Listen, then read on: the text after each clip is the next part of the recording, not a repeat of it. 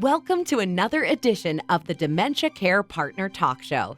Now, here's dementia care expert Teepa and your host, Greg Phelps. Hello and welcome to the Dementia Care Partners podcast, brought to you by Positive Approach to Care. I'm your host, Greg Phelps, and joining me as usual is Teepa Snow. And Teepa, maybe we should try a sing-along. Just kidding. I do want to talk about music today. And the question that I've heard from people is, why does it work? But we have to back up a little bit. How could Tony Bennett perform an entire concert with perfect lyrics and yet a few days later not remember he did it? Or there's video footage of Glenn Campbell, and he had dementia, and they'd sort of start and he would start. And then another singer, Don Williams, I saw him a few years back. The band would play about 4 or 5 chords and he would join in. And I knew what was happening, but I don't think the audience did. Yeah. So, Greg, what you're pointing out is not a unique phenomena for just very talented musicians who made a living doing that, but it essentially exists for almost all human beings. We all are born pretty much learning with rhythm. I mean, if you think about it, when you get born, what's one of the very first rhythm patterns you have to figure out? Rhythm of speech. Hey, Greg, let me give it to you. Oh, breathing. Well, yeah, that's kind of an important rhythm. Oh. Yeah, okay. In utero, you worked on heartbeat. Yeah. Heartbeat. Yeah, and you also have to, when you're born, you also have to work on swallowing. Yeah. There's that thing. Yeah. That so takes a rhythm. All these really basic rhythms. You have to learn eye blinks, and you have to like tense up and then relax, and tense up and then relax. I mean, so babies learn about crying. Do you vaguely remember any of your babies learning about crying? Oh, they mastered it. Yeah, and they learned that when they did that thing that was a vocalization, but when they start, have you ever, you watch them go, and there's that pause where the sound isn't coming out yet, and your brain goes, oh, this is going to be bad. Yeah. It's going to be a bad one. Every parent can relate. Yeah. And it's like, how long can he do that? And eventually they can't, and they got to recoup. And you sort of learn that. But man, during that time, it's very stressful, because what we're doing with another human being is learning about rhythm too. So their rhythms, and then parents start developing an ear for the different kind of rhythms and the time of the day. So this is a tired cry. This is a pee cry. This is an I'm hungry cry. This is I need to poop cry. This is I did poop cry. This is I'm hurting. This is I don't know, but nothing's working cry. And those rhythms, they turn out to be, but there's also rhythms that we use.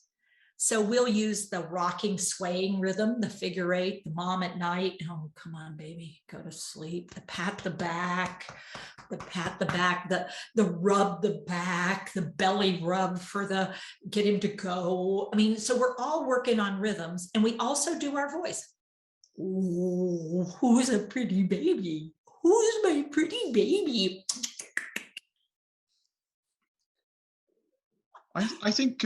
I think people also, I've watched pregnant women before, and they're bouncing. And so that, or patting their belly or something. So or patting their belly, or rubbing their belly, or sometimes the foot will go up your rib cage and you push it back down, and it goes up your rib cage and you push it. So that is essential, that rhythm thing. And then when we move into language, babies are better at vocalizing than they are at speaking.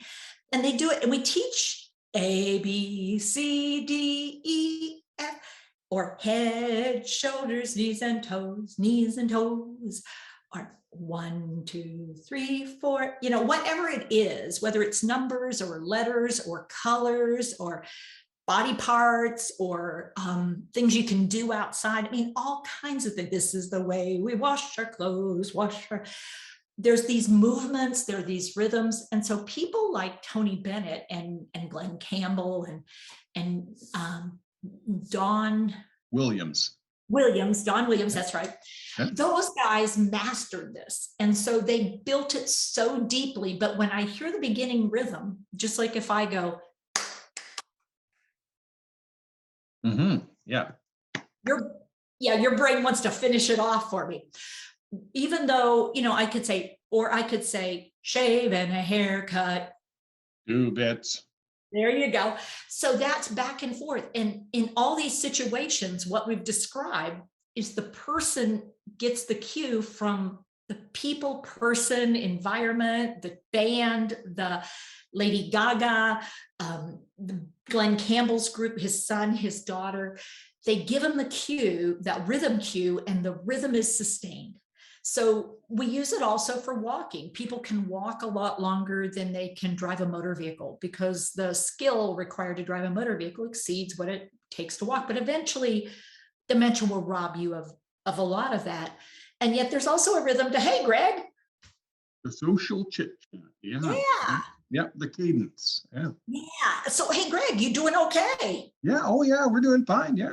Oh, good. Yeah. So you've been busy lately? Yes. Oh, yeah. Yeah, me too. What's really amazing sometimes is you walk away from those conversations and then you'll turn to your partner and go, who the hell was that? Exactly. And, you say, well, what have you been doing? Oh, lots of stuff. And it's like, there's no content to it, but the back and forth. Now, what we need to recognize is that means arguing is also a rhythm. No, I didn't. And you say, yes, you did. And I said, I did not. You did too. Why do you talk like that? You're the one who started it. And it has a rhythm to it too. And it's really important if we're going to support people that we start to recognize who's starting the rhythm. What did I ask you? What did I tell you? How many times have we been over this? What did the doctor say when you went? I mean, we can really start the rhythm. And guess what we get? Same rhythm back. Get it back. Yeah. So, but who do we blame? Well, of course, it's your fault, not mine. So how is this preserved out of all of the things in my brain that are being affected or even shut down? How come I can still sort of carry on a conversation and fool people? How come I can still dance? How come I can still sing or pray or have poetry? Yeah. It's really kind of cool because if you think about it, those things are hardwired into emotion. And so emotions are driven by the amygdala, which is your very primitive brain, your reticular activating brain.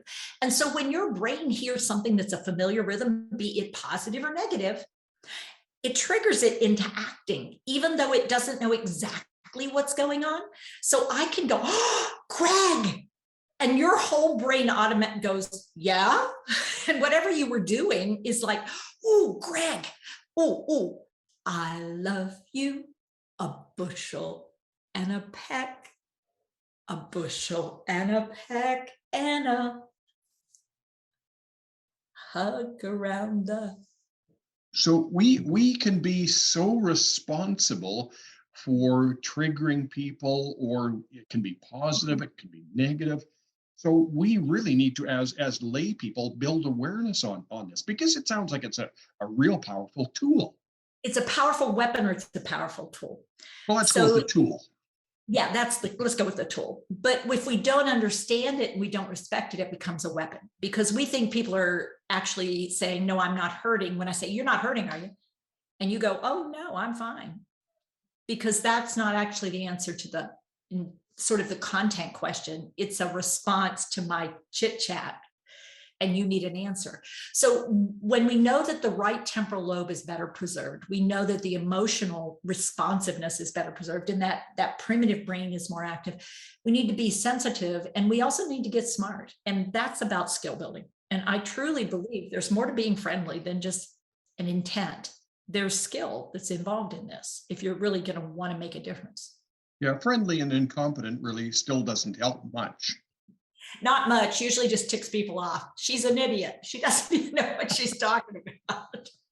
I've never heard that said in a care facility at all. I've never heard anybody say that. Hire the stupidest people to work here.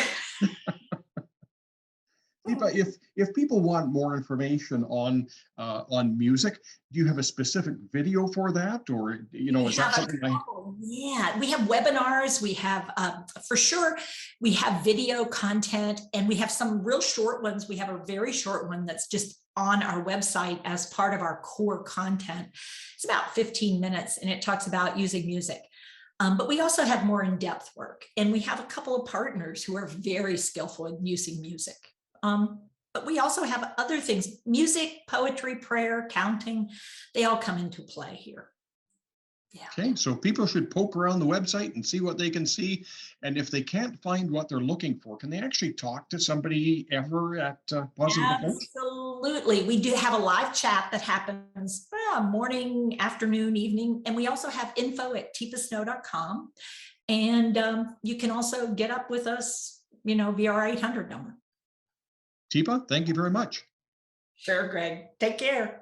You've been listening to the Dementia Care Partners podcast series, brought to you by Positive Approach to Care.